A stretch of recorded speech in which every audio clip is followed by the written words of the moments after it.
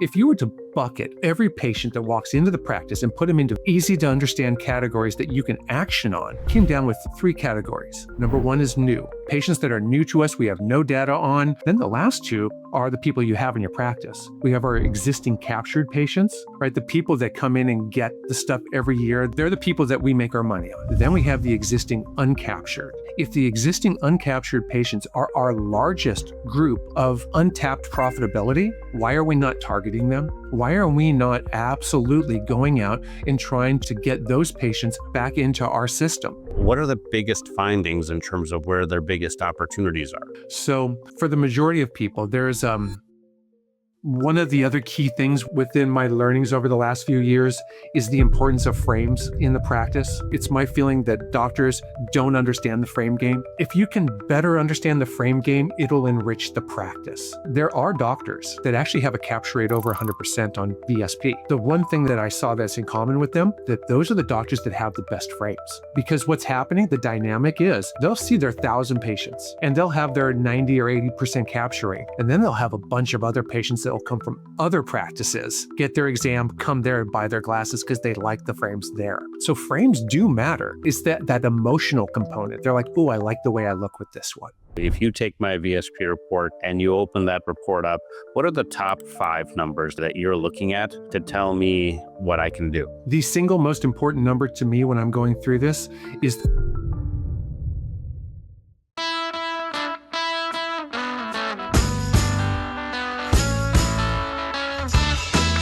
Welcome to the Power Hour Optometry's biggest and longest running show. I'm your host, Eugene Schatzman, and today we're tackling an important and, let's be honest, frustrating topic in practice management, vision benefit plans. So my guest is Todd Lossone. He is the Senior Manager of Strategic Partners, which is a nice corporate title at EssilorLuxottica, but really, Todd is an amazing human with over 30 years in the industry. And he started on the ECP side of the table, running optical and optometry practices. And now he works closely with practices across the country to help them better navigate the nuances of, get this, managed care. So more specifically, he's worked for VSP. Now he works for EL. So he seems like the perfect person to bring on the show to discuss the role of managed care in optometry. And honestly, the show went a little bit differently than I had planned, and probably in a good way. Todd talked a lot about the capture rate opportunity that practices have. And we discussed what's missing from most practices to capitalize on it. So he has this term that he calls the missing middle of patients who are walking out with exam onlys, which we know is a really big focus of mine and something I'm pretty passionate about. So he talks about various techniques and even things like how your frame board could be a big lever of profitability for recapture there. And you'll hear this, but this is one of those episodes where there's a ton of little golden nuggets throughout. For example, I love Todd's folder idea, which you'll have to listen to the episode to figure out what it is. And given the diversity of perspectives that I like to feature on the show, you might just be convinced that managed vision care is not an enemy, but a source of opportunity. Maybe not. But what you should look for at the very end of the episode is also a few numbers to see if you're handling managed vision care right to drive profitability into your practice. Before we get started, just a quick reminder, I do respond when you reach out. Are you convinced? Are you not convinced? Do you have episode ideas, questions, or you just want to connect? Head over to eugeneschatzman.com or the Power Hour website, drop me a note. And of course, make sure that you're subscribed on YouTube, Spotify, Apple Podcasts, or wherever you listen so that you never miss an episode. So let's get into it. Here's my conversation with Todd Lossone. All right, Todd Lossone, welcome to the Power Hour. Excited to have you on the show. Eugene, hey, thanks for having me. This is a fantastic experience. You know, I've been hoping that one day I would be invited to come on. Well, here we are, and I'm grateful that you made some time for us. So, Todd, for everybody listening, explain to people what your job is and what and what you try to do over the course of your day to day. Sure.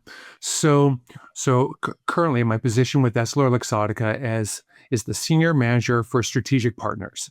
And I usually joke about it that it means That's a I'm really old. clear title. I know exactly what you do from that title. Exactly. It's like I'm old and I get to work with very cool people, you know? Mhm. And what EssilorLuxottica has asked me to do over the last, 10 plus years is because this is year 33 for me in the industry, and I started off like working for like a master optician and being trained there, and worked for optometric and ophthalmology practices. Well, Before I even became, got into outside sales, I've got a very different, perspective on the industry. I always see it through the lens of the ECP because that's my foundational experiences. So it's kind of in many ways gratifying that, during my day to day, I get to come in and talk with these doctors who have a fundamental lack of knowledge within the managed care space. Uh, Being from California and working in California, there is so much managed care, especially around the major metropolitan areas, that there's not enough private pay to make you healthy if you don't get the managed care right. So if you can't get that piece right, we're always going to be on our back foot. So my job on a day-to-day basis is helping people better understand where the money is, what they're leaving on the table, what they're doing well, and what are the avenues that they can take to be able to improve the practice and do and so in that's simple ways. specifically in the realm of, your specialty. And one of the things I've heard you talk about in the past, in a very enlightening way, is this whole concept of integrating managed care and these vision benefit plans right into correctly into your practice. Absolutely. Absolutely. You think about these managed care plans, they're just pipelines of patients that are in your community that flow into the practice. If we have this pipeline of patients that are coming through, we want to make sure that A, we're serving them great, we're giving them great health care, and then B, that we're being able to close the circle of care and dispense the contacts and the spectacles they'll help them see well. And we want to do so that, technically speaking, you should want to bat for the highest average possible, you know? So you said you're kind of on the side of the ECP, and you got a chance to see the world through the lens of the ECP. So I have to ask you this question because, I think a few weeks ago we had the members of the AOA on the show, and they talked about how managed benefit, vision benefit managers, as they Mhm. call them, which is same term for managed care, same term for eye care insurance, or as our Yes. patients call it, whatever we want to call it. Let's just take the mask off and call it VSB, IMED. These are big companies. They have a lot of influence in the industry, and AOA was saying, hey, they have too much influence in the industry, and that needs to be curbed. What's your perspective? And this show is a lot about diversity of thought, but also you have a unique perspective because you worked inside the practice. You help practices with your work that you're doing on a day-to-day Mhm. basis that we're going to get Mhm. into. So I'm curious, you're kind of on the other side looking in. What's your perspective on that? So, yeah, that's a great question. So when you think about it, you have three entities in that conversation, right? You have the optometric community, right? You have the insurance community, and then you have the patients, who, by the way, they're patients to the ECP, but they're members to the insurance company, right? Hmm. And both sides think that they should have the primary position in front of the member or patient. They think that their relationship is the most important. Hmm. So you could see how this is going to set up some friction, right? You think about the patient, which is where we should start thinking. Who do they want to be their primary contact between them and in their care? Do they want A, the doctor, or B, the insurance company? Right? If once you start looking at it from the lens of the patient, right? That, which is the piece that's kind of left out of the conversation, right? Hmm. So once you kind of look at it through their eyes, it's like, okay, I totally see, why, the AOA would want to be pushing back, and they should. They're going to drag the conversation this way, the same way that the vision benefit managers are going to try to drag it that way, and it's that natural break on each other that is kind of happening right now. I think that's very healthy, and it'll hopefully, as you start to see more and more of these state legislatures putting through these opt-out legislations, the natural pathway for this is to probably have more and more of those states join in with that. That'll be the piece that, is the natural outcome of this tension that's happening right now between optometry and the insurance world. But in the final analysis, though, they both need each other.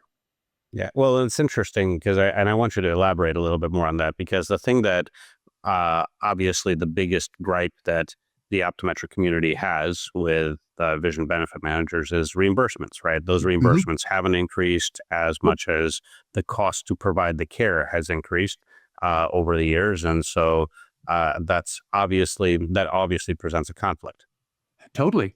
I mean, you could make the point that, like, even like companies like VSP, who are, who have for ages, and in full disclosure, I've previously worked for them. They haven't raised people's exam benefits for, well, ever. In fact, you could make the point that they actually reduced them, because when they made their different carve out for choice, they actually reduced the professional fees for some people, like up to $10 on their exams. So a lot of these doctors have been taking a net hit, especially as that portion of their practice goes from signature to choice. You can totally see, the squeeze that they're under, and it's not like expenses in the office are going down; they're only going up.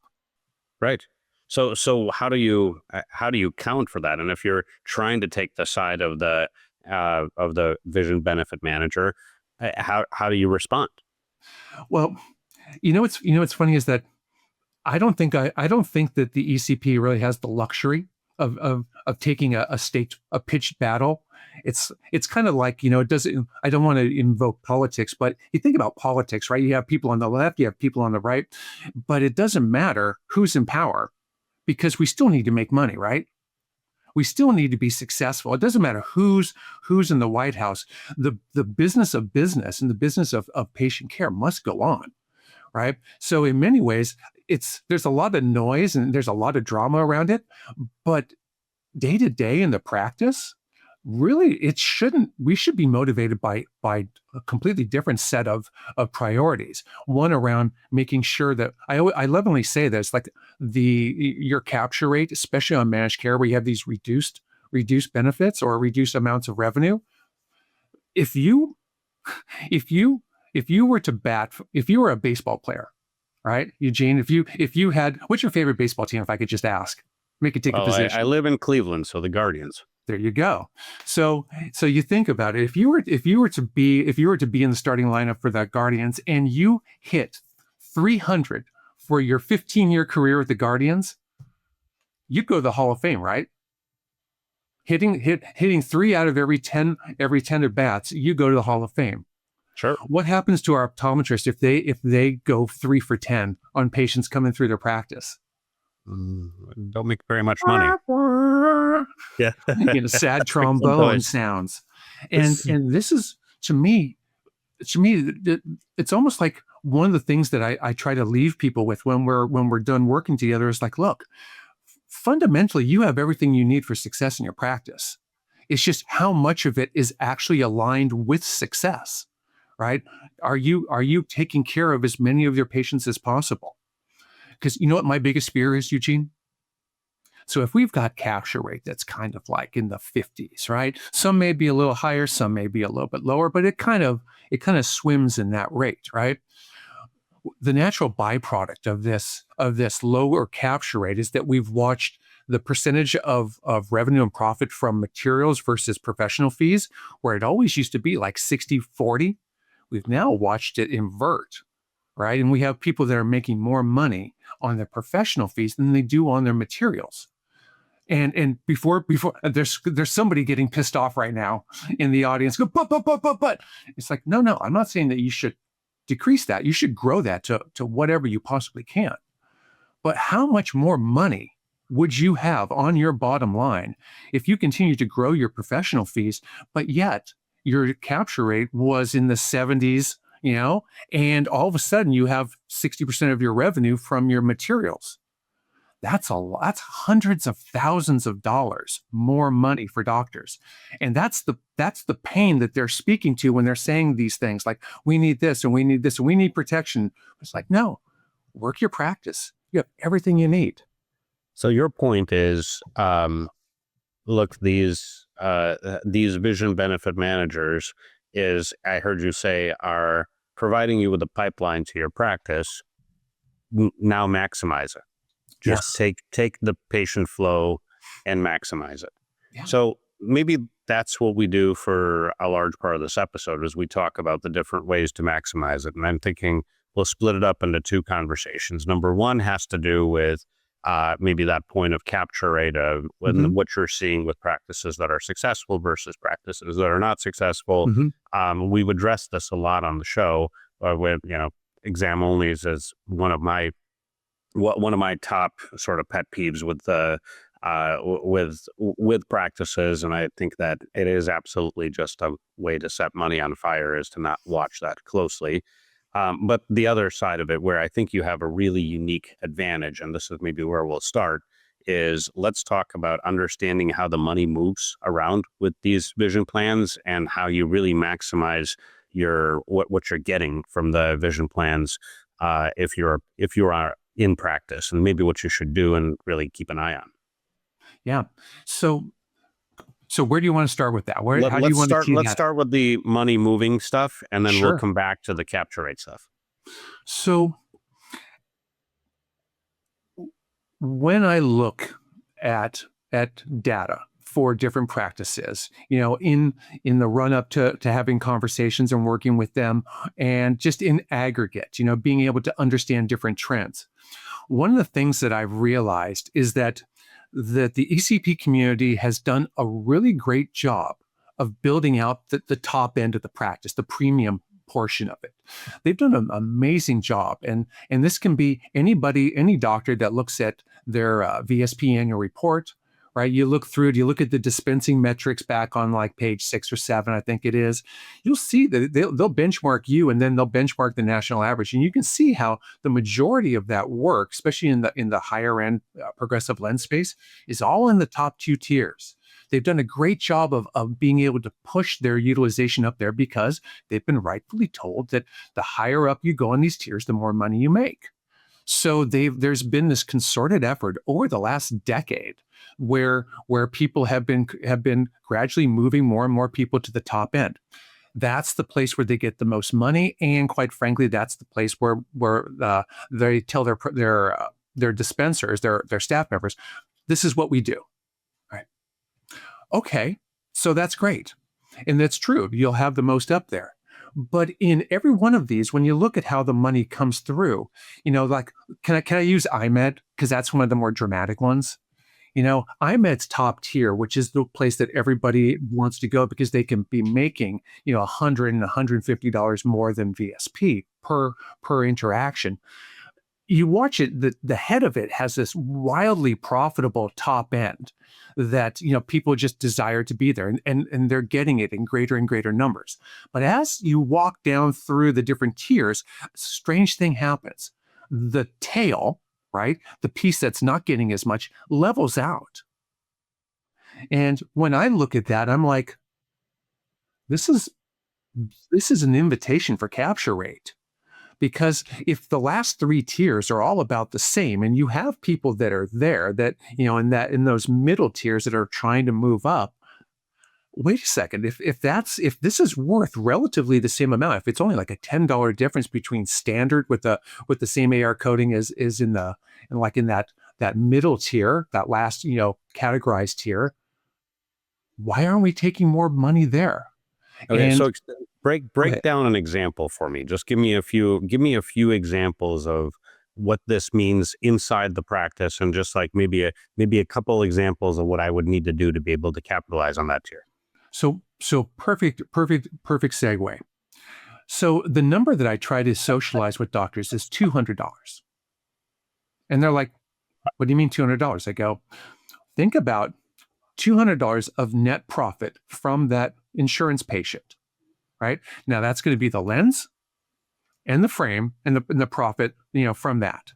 So if half your patients are walking, let's say you have 20 patients a day, 10 of them are walking, right? So what if you sit there and take that $200, right? Add an extra zero to it, make it $2,000. If you were to capture all 10 of those people, $2,000, Multiply that by 253 working days in a year. How much money is that? Millions. Yes. So what if you only get 25% of that? Is that a number worth playing for? And everyone always says, absolutely. The problem is that they institutionalize this process where we only take the top. And I have to lovingly tell them, it's like, look, purity is not a virtue in this situation. Purity of just having only top end is you can look at it and say, you know what, I am doing a great job of skimming the cream, but there's a whole lot that you're missing out on. And that's the comfort portion of it, right? That's the part that when that money is in the bank account, you just like, I absolutely killing it. And that's the piece I want doctors to have. I want them to be able to look at their strategy, say, you know what, we're missing a ton down here on this tail. And there's no good reason. Because, Eugene, when you talk to doctors, because you're out in the community a lot, do any of these people truly believe that the patients that leave them and go elsewhere are going to get better care elsewhere than they will inside their practice? Oh, of course not. Yeah. Yeah. So doesn't it behoove them, if they truly feel deep down inside their heart, and I truly believe they do because I've worked for these people, I truly believe that they want the absolute best for that patient. It's just that at this moment, they're so focused on what they feel is best for them that they don't realize that that patient, even in that mid-tier portion, right? Those value-centric patients that are growing anywhere from 40 to 49% of consumers, in the United States could be a value-centric consumer. If you can reapproach these people and get them to close the circle of care in your practice, all that does is strengthen the foundation of the practice. And you don't need a single new patient unless you have a large population that's dying.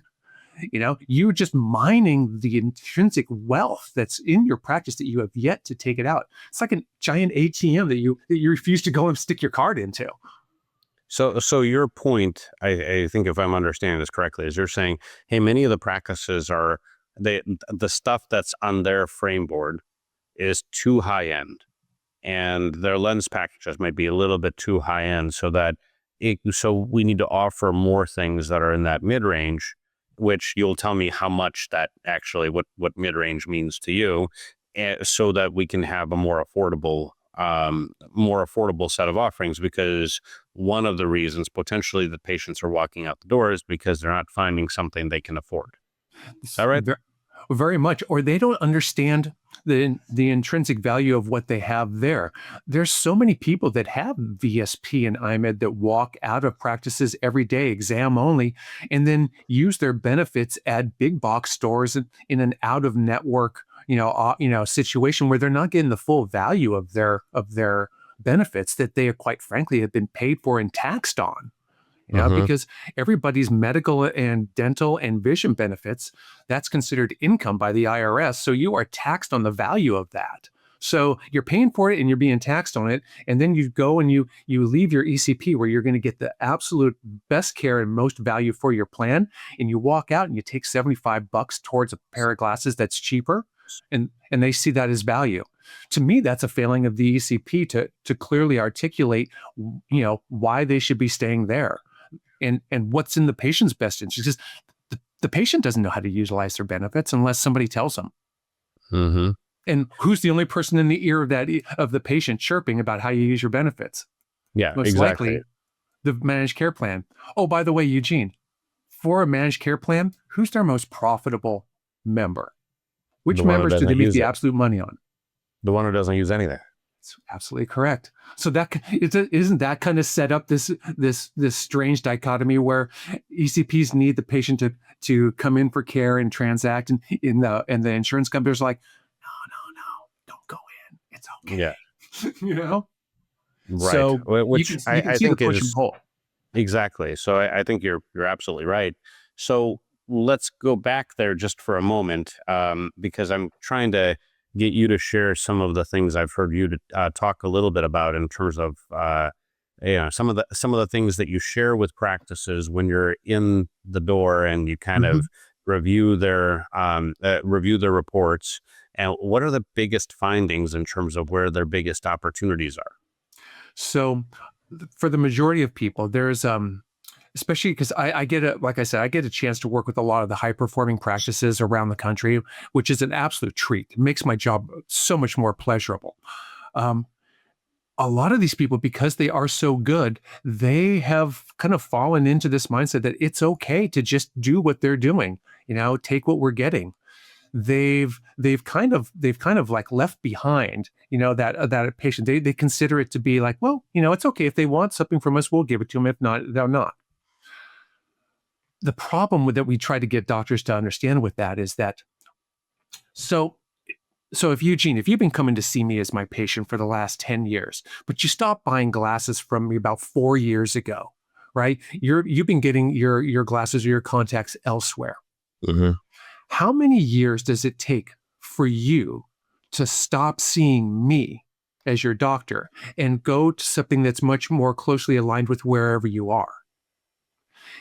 This to me is one of those pieces that I've been trying to work very hard with doctors on. It's like, you know what? I get the fact that you feel like you're comfortable. You know that you're underperforming and you want more of that top end, right? I get that, but it's the point now that your materials have gone down, your exam, professional fees have gone up, right? As far as the total percentage of revenue. What happens when those patients who that you have failed to bring back to the practice start walking on the exam side? Yeah. And now all of a sudden it's going to be a rebalancing, but truly the floor is going to go down because the total revenue the practice is going to make is going to go down because now you've got less exams coming through. So it behooves these doctors to understand that, you know what, I get what you want. But if your true desire is to be the most successful business person that you can be, what about that missing middle? Right. They're So there for the explain that taking. missing middle component a little bit more. There's this principle of you've got a lot of patients who are, and again, you believe and you have data on this, is that there are a lot of patients who are coming to doctors because they like the exam, they like the technology, they like everything, but they end up buying somewhere else. And your point is, hey, maybe they're buying somewhere else because they're not finding an affordable solution in your practice, maybe, right? Or maybe we could talk about, maybe you're not prescribing it the right way. Maybe you're not discussing the full set of benefits of buying from you. Maybe you're not doing a full scope of the education of how your vision benefits work at the point of care. Maybe the handoff is terrible. Like there's lots of different ways we could kind of try to identify what people should be doing differently, but let's get into like super tangible things that the audience can take away. So if we want to talk about this missing middle, define that concept and then talk about things that you've seen work specifically to re-engage that. So the missing middle, the more that I looked into this, the more I found that, it's people, you can define it. You really can. Depending upon the source, they'll say that if you take the total population of the United States, what percentage is going to be that value-based shopper at this point? And they'll tell you it's anywhere from 40 to 49%. Right? So what does that look like when you're in the practice? Well, a lot of people if I ask people, it's like, Eugene, who do you think's walking the most? And a lot of times they'll say us, the kids. It's the younger ones. They're going to Zenni. They're going to Warby Parker. They're doing this, that, and the other. And it's true. If you look at Gen Z, and the millennials, they're getting hit in the teeth. This isn't the best economy. They're having a hard time. I have a 27 and a 22-year-old, and they talk about is how hard it is for some of their friends to find work. Well, if those people need glasses and contacts, yes, it's going to change their buying habits, right? It absolutely will. But a lot of times, the one that's the most animating to me is that they call out specifically the baby boomers and Gen X, right, as being a lot more focused on value right now, simply because you have these two generations that are either in retirement or getting close to retirement, right? They're probably looking at their retirement savings. They're like, I don't know if that's enough. So it's animating them to make different choices. And that's really, I see a lot of times that sometimes the greatest amount of people that are walking from a practice, when you kind of reverse out the numbers of capture rate and how many single vision, how many contacts, how many multifocals, a lot of times it's the progressive lens wearers. It's our most profitable patients who are Exactly. I was walking just going from to us. say, yeah, if you got patients over the age of 50 that are walking out the door, you're losing way more money than like this. Absolutely. Those are our progressive patients. Yeah. Yeah. And a lot of times, you think about how this happens in a practice. That person might be okay spending $800 on a complete pair of eyewear. They might be, and they do it for a number of years, but then something changes within their situation. And they need to all of a sudden reprioritize how they spend their money. So they come in to see you, Eugene, and you're thinking that this is going to be the conveyor belt right back into the dispensary for this person. And then they walk because in their mind, they know they can't afford that $800. And that's all they've ever been told that we have is that top solution. Right. Mhm. So in many ways, and then the next year they come back and we talk to them and we give them the same $800 solution. They're like, nope, not this year. And they walk. How many times does it take that patient hearing that same number, right? Or one that's equivalent up or down just a little bit to where they're just like, I used to be able to get stuff here, but I can't. They're now out of my range. And to me, that's the craziest thing because as an independent ECP, you have the widest range of availability. You can get everything from the absolute best to the most foundational, right? And you get to choose what you put in your practice. What we found is that a lot of times these people don't even need something at the very bottom of it.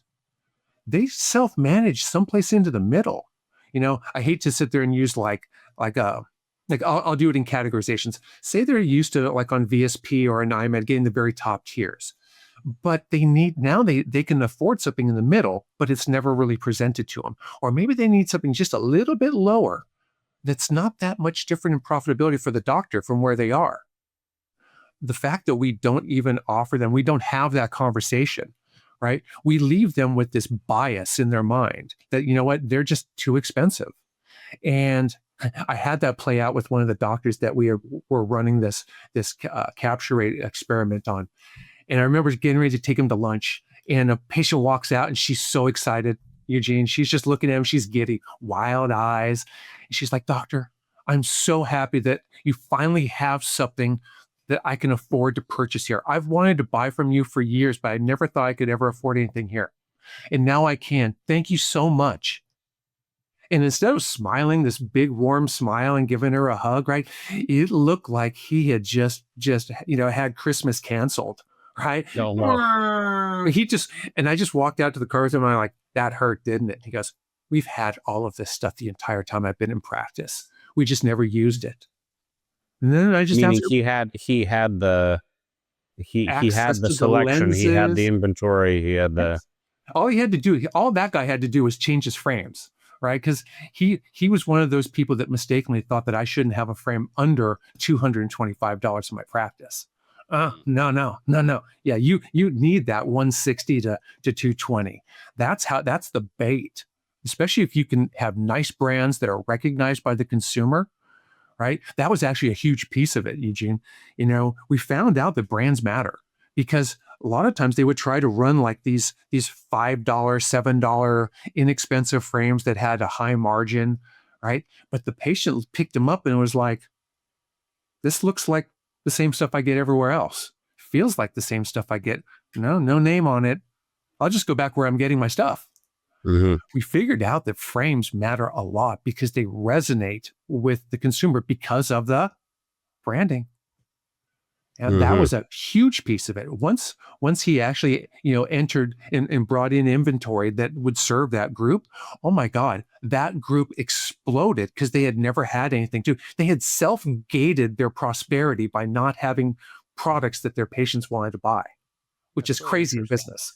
So what happened in that particular example? What happened with capture rate what was it before? What happened after? So he was hovering in the 50s, down in the high 40s, low 50s. He would kind of porpoise back and forth, right? When he started, the whole concept there was, what we want to do is we need to be able to understand who that patient is in the practices they're walking through. So we set about trying to figure out, if you were to bucket every patient that walks into the practice and put them into very clean, easy to understand categories that you can action on, what are those categories? Because you have to be able to understand who's in which piece. So we came down with three categories. Number one is new, right? Patients that are new to us, we have no data on. We have to figure out where they've been, what they've been doing, right? So we can integrate them into our system. Okay, easy. Then the last two are the people you have in your practice. We have our existing captured patients, right? The people that come in and get the stuff every year. They're the people that we make our money on. Then we have the existing uncaptured. And the whole concept was, okay, if the existing uncaptured patients are our largest group of untapped profitability, why are we not targeting them? Why are we not absolutely going out and trying to get those patients back into our system? And we devised some very simple conversational items, that is best run, quite frankly, I think, at pretest. Because the pretester, to me, I lovingly say that they're like the hairdresser of the practice. And what do women tell their hairdressers? Everything. So you can get these patients to have these very frank, unguarded conversations with the pretesters and not feel like they're like that person's in a selling role. They're in an information. Tell me more. So zoom in on that. What does that person ask? What are the conversations like? So a lot of times, the whole thing, like, let's see if I even have something I can do probably. Yeah. So let's say that you have a patient that walks around the practice, right? And everyone's got their system that runs to the practice. Let's say, the patient chart goes in a black folder and it walks its way through. Well, what happens if you put existing uncaptured patients in a yellow folder? Now, every single person in that practice understands exactly who that patient is and what they mean to the practice. Right now, we put a spotlight on those patients so that we can actually change what we do. We know that for this person, we are going to change how we act, right? The rest of them, it's business as usual. But for these people, we want to bring them back. They're in a different spot than we are. We want to bring them back. And it's just around, having very soft questions. Oh, so, Eugene, I can't find this pair of glasses in the records of materials we've made for you. May I ask where you got these? And they will tell you, oh, I got them at Costco. I got them at, whatever it is. And from that answer right there, now we kind of have an understanding of where they're going and about how much money they're spending. Mm-hmm. Right?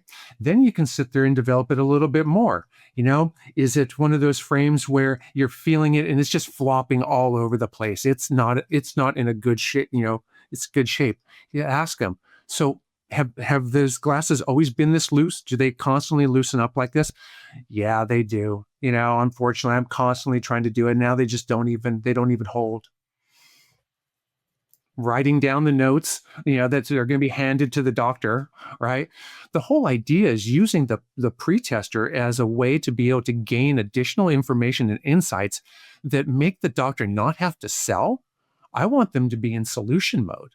If they're looking at the glasses and it's like, do you find it's hard to see, like, or drive at night because of the scratches on the lenses? And did they get scratched early on? Right? You're trying to figure out how well they see, but you're also trying to figure out where we speak to, what we are going to do once we get to solution mode. And the doctors are free to sit there and add things, because they always have a boilerplate list of things that they want to have asked and information gathered at that station. But if they add a few extra points, oh my God, how much easier is it to have a conversation around them? So here's a crazy one for you too, Eugene. One of the points that came up talking about the value shopper, right, is that they like to know that the person that they're working with has something for them. Mm-hmm. Okay, so what does that look like for us, right? Who's probably the one person that's the most impactful in having that conversation about welcoming them back to the practice? It's most likely the doctor. They can have a very simple conversation. It's like, so have you been getting your glasses for the last 4 or 5 years from this place? Because we're too expensive. And they're like, yeah. It's like, that we've got a ton of other stuff, right? I kind of feel, you think about how at that point the doctor has the ability to really humanize and empathize with that patient and create that bond that will be very difficult to break if it's solidified. They're the ones with the most skin in the game. They're the ones that are the primary source of the relationship. They're not coming to see the front desk girl. They're coming to see Dr. Chapman, right? And that when you can have, once again, who do you want between the patient and yourself, right? Is it the insurance company or is it the ECP? Well, doc, act like it. Have something for them, right? Talk to them about it, because you know what? No one ever said the doctor spent too much time with me. Right. And no one said the doctor, it's more about when we don't serve their needs that there's animosity or hard feelings. So the doctor has this great opportunity to have a very simple conversation about what they can do to help. Yeah. And I think to that same point is that highly personalized solutions tend to also do really well with value-based shoppers. At least the data shows from our vantage point. So, if you're having that conversation, you're also having lifestyle conversation. So these glasses that you have, do they, you told me that you like to golf and that you like to boat and that you also work at home, and you use the same pair of glasses for all of that, for all your screens and for the golfing and the boat, like that, those are, and so that's where, the doctor has an opportunity to educate and again, create a value-driven conversation to say, well, in cases like this, my job is to optimize your vision, and for me to be able to optimize your vision, or for me to be able to give you the best possible vision in all of those scenarios, here is what I'm prescribing, right? That's absolutely. At least I've heard from practices that that type of conversation tends to do well, and that type of conversation in our data, if you have a personalized solution for a value-based, for a value-driven patient, they feel like they're getting better value, because then they're saying, oh yeah, that one thing, it's not really going to get the job done. Yeah, absolutely. And once again, kind of tying it back to what comes through the practice, there's parts of the country where 50% of the work that comes through is private pay. They have, that's a great advantage in many ways, but it also could be a great disadvantage, because all of a sudden you're talking about the highest price points, of materials. But the other half is managed care. And quite frankly, a lot of those patients that are walking that have those plans are underutilizing them. So there's that benefit utilization conversation as well, and telling them why it's more beneficial for them to use their plan here, right, than it is to go elsewhere. Because once we get them, I don't think we give them back. Yep. I really don't, because we've reintegrated them in. We've reset our relationship with them. It's going to take something really big to dislodge them, because we have made them change from wherever they were back to us. Now all we got to do is keep going. And quite frankly, every year that patient will get a little bit more premium, just because in course that's what the dispensaries are geared to do. Increase the visual experience for those patients, whether it be with lenses, coatings, or better frames. That patient will be more profitable in the end, years to come. All right, we're going to take a short break, and when we come back, I'm going to ask you the one question that I know everybody's thinking, which is about cannibalizing high-end sales by adding cheaper options. All right, we'll be right back on the Power Hour. Okay, we're back on the Power Hour with Todd Lossone. And Todd, you were telling me that one of the solutions to capture rate is that we have to have more affordable product available and presented to patients, especially patients who are returning patients who who didn't buy last time, right? That's the idea. And of course, everybody listening is thinking, okay, but the second that I show you the less expensive candy in the candy shop, that's the candy you're going to buy. You're not going to want the premium candy, because so what happens about, so how do you tell people to both make that available and also not cannibalize the higher end sales, which are of course more profitable? Yeah, absolutely. So I think that the basic misunderstanding for a lot of people lies in the fact of where that patient is.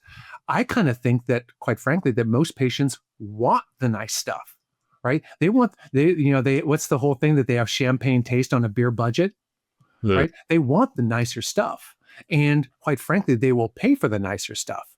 But to the cannibalization piece, this was a huge topic. It was actually there. I was doing a Vision Source meeting up in Spokane, Washington, right? And that group is one of the more higher performing groups. I love that group. They've been great partners, through the years, how we've been able to grow together. They asked that exact same question. Well, Todd, you said that we're brutally premium. That we're literally all we're doing is skimming the cream and leaving the rest, Mhm. out to go bad. It's like, how do we now sit there and continue to skim the cream, right? But not have it cannibalized. And that kicked off basically a year and a half conversation, with some doctors, including this one doctor. I'll call him out by name, Dr. Aaron Banta. He literally was the single biggest detractor. It's like, how can you do this? This is going to be horrible. And he turned into the single biggest advocate and actually proved the model. And it was all about what we had talked about, right? If our existing captured patients are our moneymakers, if we have them in a black folder, everybody knows exactly who they are and what they are. And for us, it's the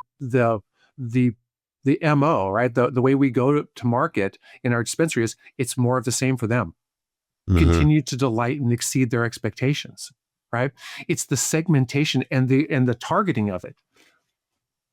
The These are yellow the folder. people these are the people that we have to change for. Right? These are the people that need a different solution to bring them back. And quite frankly, when we can bring forward those customized solutions for them, we can meet them where they are. It's that time where we're going to bring them back to the practice. We don't have to change what we're doing, except for those people. Everything else is Mhm. business as usual.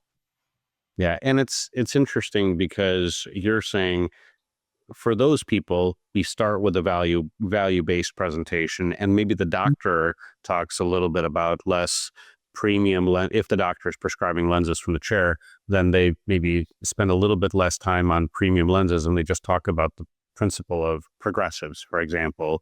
Um, and at the same time, the optician starts when they present frames or whatever way they do it in their practice. You're Mhm. saying the people in the yellow folder get a start at a lower price point than the people in the black folder, for example, because we know that the folks in the black folder bought before, so they're more likely to buy now.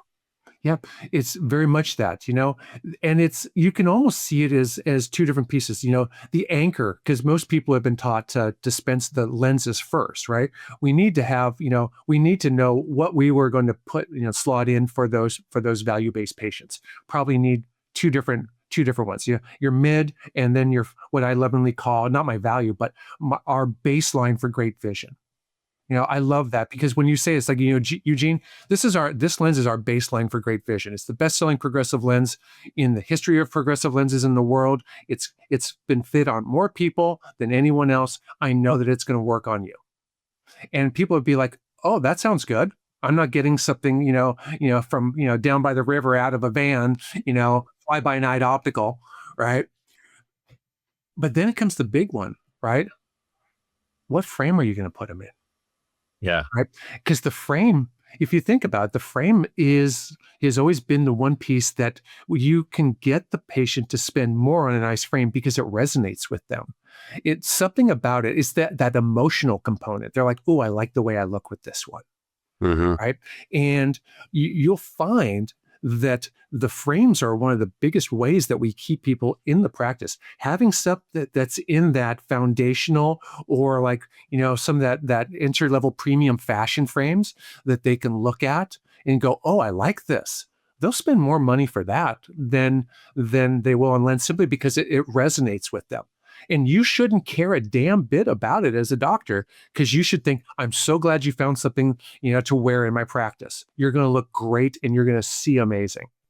Well, and I like how you talked about the role of emotion. Like, maybe let's expand on that a little bit, because Sure. I think you're right. There is, in order to connect with the consumer at their greatest moment of excitement, right, when Mhm. they're making the purchasing decision, you need to be able to connect with their emotions. Yes. So, and I agree with you. Frames could do that if presented correctly.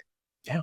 If you have a nice selection, one of the things here's a curiosity we can bolt onto the side of that. There are doctors that I'll look when I'm looking through some of their reporting that actually have a capture rate over 100% on VSP. Hmm. Now, how the heck do you have a capture rate over 100% on VSP? Multiple pair?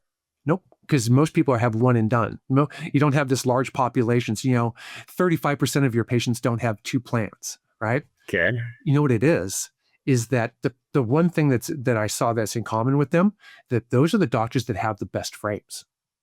Because what's happening, the dynamic is they'll see their 1,000 patients, right? And they'll have their 90 or 80% capture rate. And then they'll have a bunch of other patients that will come from other practices, get their exam, come there and buy their glasses because they like the frames there. So frames do matter. You see it I've seen it in every single way, where it's like a capture rate play there, or just enticing people to come on in. Because like I think we said before, it's like if the frames that you have for those value-based patients look and feel like the ones their current supplier has, are you really going to get them to come over? Probably not, because they've already got something that looks just like that and it costs less. Will be a little bit more, but it's within reason. You know, Mhm.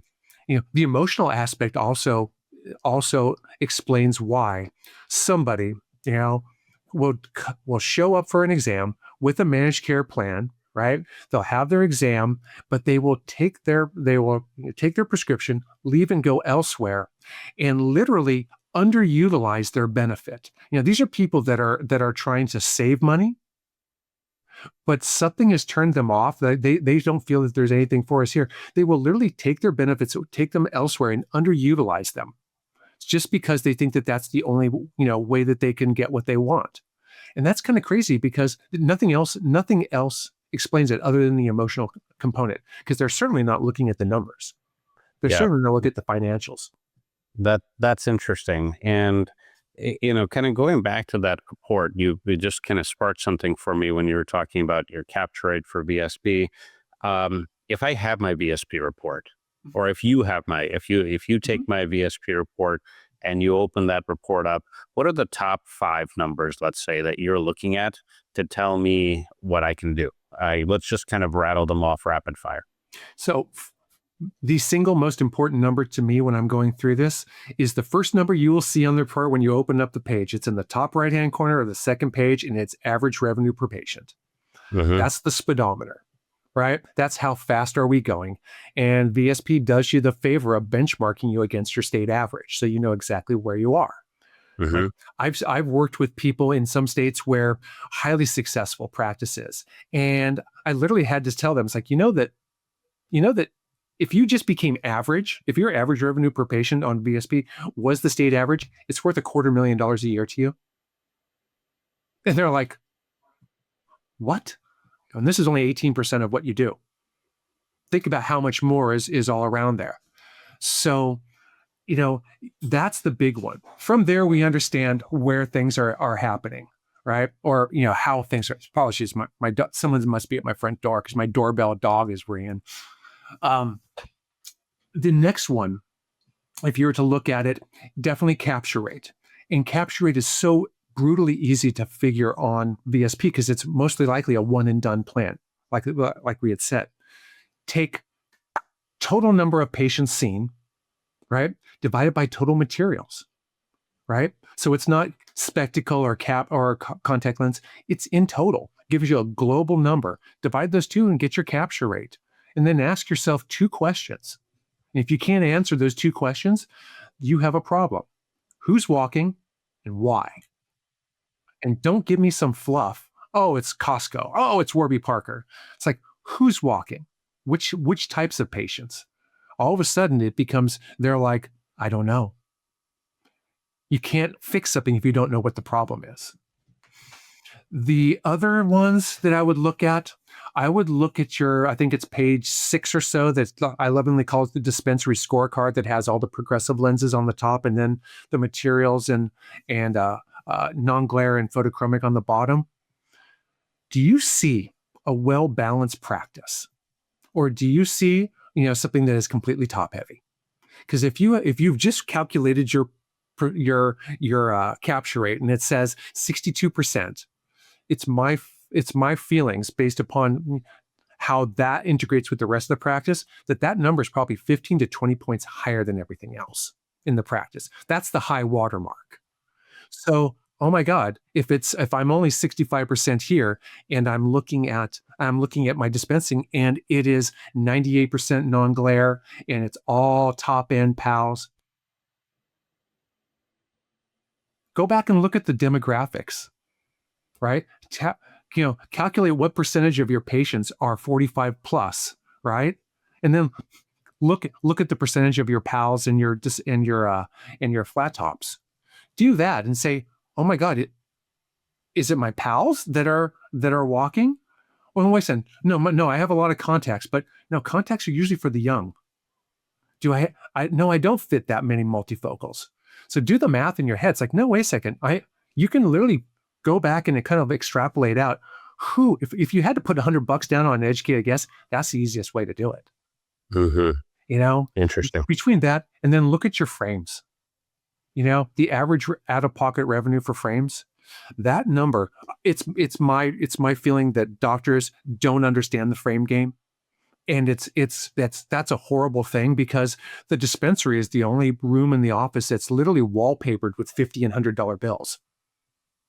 Mm-hmm. And every single one of those hooks that they have a frame on is just like an apartment in a complex. They should be paying rent. Yep. And if that frame ain't paying rent, then you got other problems, but if you find that you don't have your frame revenue, if it's below average or if it's just average, if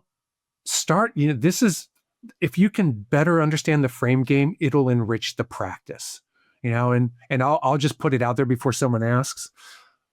I love when doctors run static board, because it leaves the best sellers on the board to be sold again and again and again and again. Mm-hmm. And I don't care what your optician says. If this is the frame that will sell 6 times in a day, then you know what? Don't get bored of profit. Don't get bored of success. Sell it to them, and then next year find them a new one. All right? Don't complain. Don't let stupid things like that derail you. No. Sell it again and again and again, and then find them something new that's slightly better next year. Mm-hmm. And move on. I like it. Yeah, and I think, Todd, there's so much here, and I think there's lots of nuggets that we covered throughout this episode. I think you've made the point really abundantly clear that capture rate is the thing that ultimately helps a practice move from complaining about the managed care plans that they have to wildly profitable. And we talked about the role, which I think is a unique take, talked about the role of really the inventory you present and the selection and how you segment your patients to better understand that. I think it has been a fantastic conversation. Any parting thoughts or any last bits of wisdom you want to add before we close out the episode? I'll leave everybody with one thought. You should consider your dispensary as the laboratory of commerce in your practice, right? It is, and what do you do in the laboratory, Eugene? You experiment, right? You can't be married at this state and time, right, to whatever you're doing today, because the model is changing underneath your feet, right? You should be looking at ways that you can improve the practice, right? Where you don't need to be relying on more people coming through that are like-minded with you, but mine the intrinsic wealth that is currently in your practice. You have a wonderful relationship with these patients, even the ones that are existing but uncaptured, because they continue to come back to you. Engage with those patients, right? In a manner that allows them to revisit what you have, to reintegrate back to the practice, because that is where we will see the practitioners at their absolute most successful. Kind of like, I hate to bring up COVID, but, because that was just a horrible time. But what we saw in COVID was that as we reopened and capture rate was high, people saw a lot less exams and they made a lot more money, right? Mm-hmm. And as we sped the wheel back up, we started spitting out patients, much like mud from a four-wheeler, as he's just gunning it.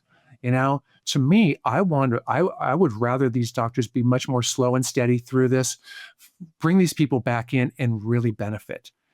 There's no downside to having a balanced portfolio that serves the grand majority of your practice.